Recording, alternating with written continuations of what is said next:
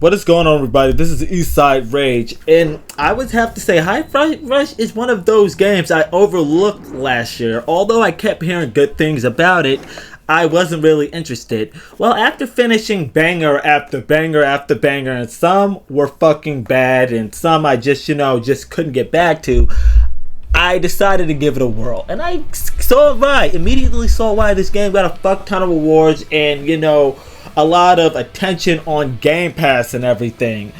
It may be a small game, and its quality is unmatched and feels new and refreshing, but it's one of those like rhythm-based platform like games. I'm gonna be honest, I haven't really touched games like these, and while this may sound dry on paper, dry than your whole freaking baby mama's coochie after a hot girl summer, it's the exact juicy, sweet opposite.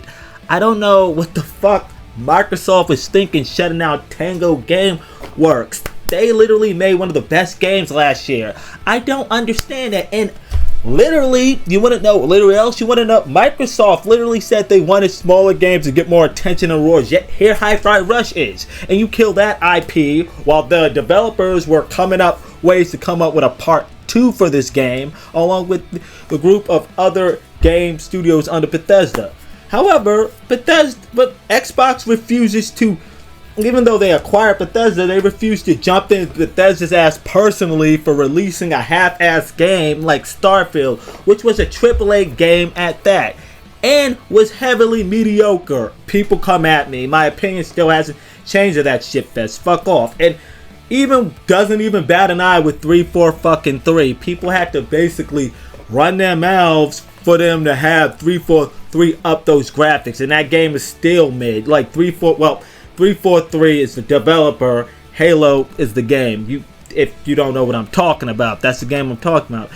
Like this was an unnecessary decision, and I do feel bad for the staff that lost their jobs due to Microsoft's poor decision making and terrible management. I mean, if they're saying they can't afford all these studios, then why would you buy Bethesda in the first place? They have a lot of things under them. And but moving on, I hear people are doing something called reverse review bombing or whatever. Now, I am against reviewing games you haven't played, but in this case of reverse review bombing, I'm all for it because Microsoft, you're not being fair, and people should get attention in this game, despite if they played it for a little bit or whatever. But that being said, we're on a review of this phenomenal game, and Microsoft, fuck you. The game kicks off with you playing as a young man named Chai with a messed up arm, and he's in love with music and wishes to be a rock star. He comes to Vandalay Technology campus to volunteer to test a cybernetic arm, but Kale, the main antagonist, secretly tries to turn Chai into a garbage collector. During the process, while Chai is asleep, Kale throws his music player away, and it becomes Chai's heart, making him feel all types of music and rhythm throughout the world, and his arm is turned into a guitar that is also can be used as a weapon. Chai escapes with the help of this girl with a cybernetic leg called Peppermint and her robot cat 808. Chai later learns from Peppermint that Vandalay Technologies ain't who they say they are, apparently.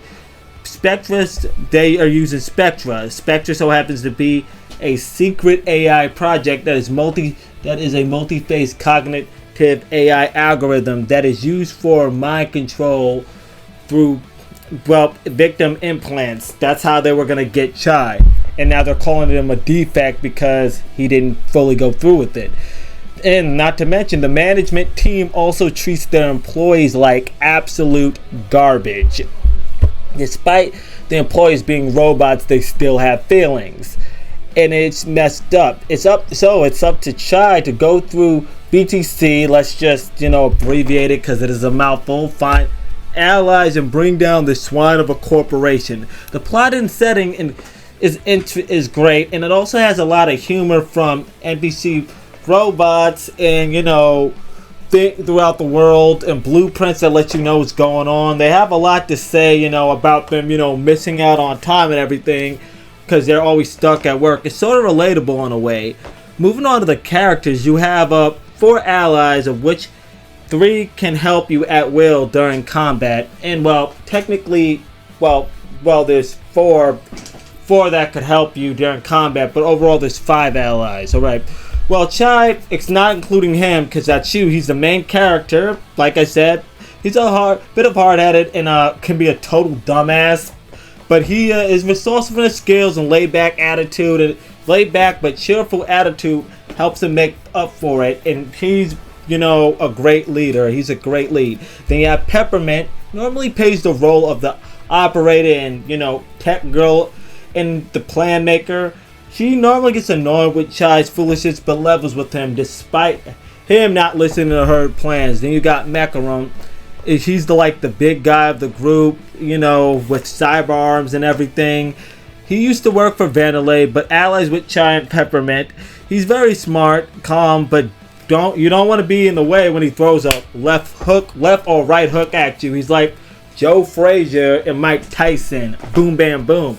Cinnamon is next. It's a robot created by Macaron that is programmed to state the obvious and changes expressions by drawing on his face. Then you have Kositka. I'm sure she led the security team for Vandelay, if I remember correctly, and she was the muscle there. But she knew it was full of bad practices, and she knew it wasn't right. After beating her and convincing her that there's other ways, she joins you and becomes allies with you. And there you have 808. And she's the cat, like I said, is like a robot and acts like a walkie-talkie, so other characters can talk to you. And a summoning item for your allies during combat, so they could come in and out. Then there's the main antagonist, Kyle, with his management team that only cares about money and has no regard for his employees or anyone or any of his subjects that help him, with his experiments. He took over his mom's company and changed the values. And, Peppermint so happens to be his sister, and she, doesn't like that at all. That's why she has a vendetta at the company themselves. So, yeah, there's that. But let's move on to the gameplay since we covered the plot and the characters, because the gameplay is this game's real strong suit. As I said before, the game is rhythmatic. It's this rhythmatic platformer, but it has a type of Devil May Cry hack and slash with it, without the blood though. Although you get the rhythm, although you get rewarded for staying on beat, sticking to the rhythm during combat, you're not punished for being offbeat. So you don't have to worry about the game going full fucking Fletcher on you. They make the crowd cheer so you'll know you're on beat, you're hitting the beats correctly, and you'll get a finishing move for an insta kill as well after. You could also parry. You gotta also parry on the beat, when they start hitting it. If you want to parry correctly, dodge at the right times. There's a lot of stuff that it'll let you know what's about to happen. You gotta stay on beat. You're not punished for it, but it's highly recommended that you do, so you can have harder attacks and get better, get more scrap, get more money and stuff like that. And when you're low on health, the game automatically gives you all the health. It's really good during the combat. And the game is loaded with various combos, special moves, upgrades, and so many other things you can unlock to make combat encounters more useful and more funner than it already is. Your allies can get on the action too. No diddy. For the ones that are needed in the enemy, the enemies are I guess color coordinated. Not basically you could just let's see. Well, let me give you some examples. So for your allies, if they want to come in, blues for Peppermint, you would fight with guns, basically knocking out portable shields. You're shooting people up in the scale. Green is for Macron. He normally breaks down shields and heavy machinery. And red is for Kosaka. She uses her stab to knock the wind or stun enemies that are, red. And, add that with the fast-paced combat encounters and sometimes challenging enemies in the game is a blast. It doesn't take it easy on you. You gotta, first it starts off easy, but it does get harder. So you gotta know what you're doing. And the only complaint I really have with the combat is that, too many things are happening on the screen at once. Especially, like when you're just trying to protect a certain objective, and you're trying to beat these guys, protect yourself, and stop something from destroying them. You'll end up sometimes. Well, me personally, it was infuriating for me dying and failing while doing so. Like, that was really frustrating. But moving on to the level design, it's really awesome. The platforming is well done. Everything seems fair. If you fall, you just lose a bit of health and spawn back to the cliff you fell from. The only problem I have with the level design is sometimes with the boss fights and certain enemies, the button prompts take a while, let's just say, to get used to. And you gotta be damn near perfect with the beats with these sometimes. Outside of the combat with the level design, you've got to, because there are times where I would get stuck in areas for 10 to 20 minutes because of it. And don't get me started when you have to combine all your enemies and having to use them to proceed to the next fucking level and point in a certain amount of time before the freaking systems like overload. Then you gotta go back to that same area. Well, okay, I guess we could, I guess just one more complaint about the level designs. They can be very repetitious and dragged out, but when the combat comes in, it's pretty okay. I do like it. But moving on to the boss fight and enemies, they were all great and had plenty of variations to them. All 7 boss fights in 3 segments offered had 3 different segments when you had to fight them. They offered different challenges, settings. The atmosphere was awesome with all of them. The music was on point. I'll get to that later. Every level, they make you use all the things you learned in that particular level to make sure you got it. It was really dope. And when the game is over, you're allowed to replay levels over and do things you missed. For me, the gameplay is the most important thing in a game. And Hi-Fi Rush doesn't miss here. And I'm glad with that, because, a few of the games that I've been playing, they were heavily on the story, but they weren't too, gameplay or whatever. Like, I'm too heavy on the gameplay. A lot of games are missing that. I'm glad Hi-Fi Rush, pulled that off. Pulled that off. But anyway, moving on. Yeah, I would say the art style, when we're talking about graphics, it's like a cartoon or even an anime. But it really works really well and gives some good-looking cutscenes and is well animated. It could be a cartoon, honestly. They could make this into a cartoon series if they wanted.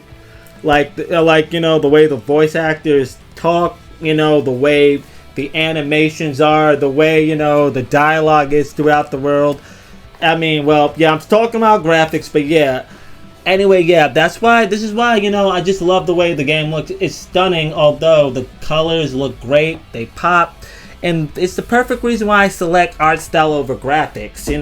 You can have real looking graphics, but if it doesn't have a good art style, it just looks boring and weird. That's why I prefer, bright and vibrant colors, if you ask me. Now, moving on to the music, the music is another great strong suit. From even the menu, they knew what they were doing. And my personal favorite was the lava level. Like, it just had a lot of rock going on for me. And wrapping it up, the game runs fantastic. Only ran into one bug, but that was it. Nothing game breaking. They really made sure this game worked. Right now, moving on to my verdict, Hi-Fi Rush is a game I wish I didn't overlook. Microsoft should be ashamed for shutting down Tango Gameworks. These devs did a good job with this game, and to show my support in my own way, I'm rating it a 9 out of 10. I would have 10 it if it wasn't for the annoying button prompts and the repetitious dragged out levels. But I still like it and I would recommend. But hey, don't take my word for it. Fire up your system and get it. Anyway, this is Eastside Rage signing out. Keep raging out. I'll catch you on the next stream.